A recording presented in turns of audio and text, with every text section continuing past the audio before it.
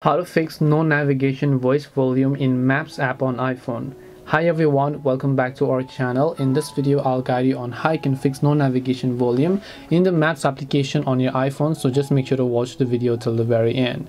So if you're using the Apple Maps application here but you just simply do not hear the voice navigation, in that case what can you do? Well, there are a couple of things that you can do to fix this. First of all, just open up settings. Once you open up settings, just look for the application known as Maps. So just look for the Maps app of Apple and then tap on it. Once you're here, just scroll down and here you'll find spoken directions.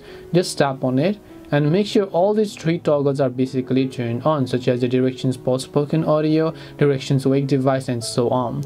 After you've done this, the navigation should be enabled, and sometimes aside from this the issue could also be with the volume. Just make sure that your volume panel is actually not muted and just make sure that you are on full volume in this case. This way you can fix if you don't have navigation voice volume in Maps on iPhone. Hope this video is very helpful. If you have got any questions, then feel free to leave them down. Thank you for watching till the end of the tutorial and see you soon in the next video.